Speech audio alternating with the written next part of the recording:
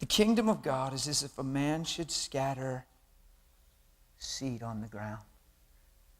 Man, we're here to see the kingdom of God. Everyone wants to know what the kingdom is like. Well, we know that your kingdom come, your will be done on earth. But here's a principle of how the kingdom works. Multiplication. You scatter seed on the ground. You sow something for something to grow. Amen. You're not the end result of that something. You're the sower of that something. God's the supernatural power that brings it to pass, but you sow the seed. Sometimes you're just tilling and plowing the ground of a person's heart.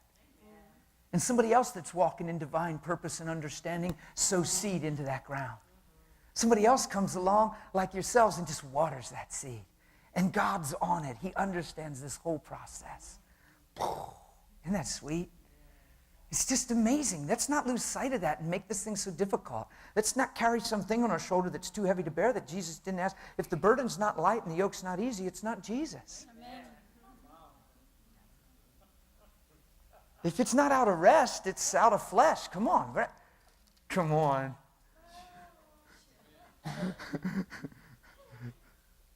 It's out of rest. Come unto me, I'll give you rest. And from the place of rest, we cease from our own works and we become love. We're not trying to save people. We're loving people and God saves them. It's so simple to me.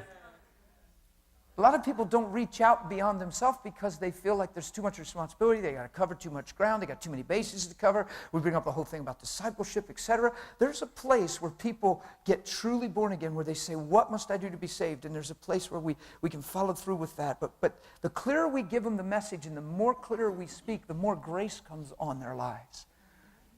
We're just trying to get them into heaven if we're not careful, and they still have the very trials of life. Their minds don't get renewed. Their eye doesn't change. I don't just try to get people to heaven. I talk to them about our created value and who they're created to be and who God sees them to be now that the Son has come. I give them understanding of the gospel so they can put something off to put something on.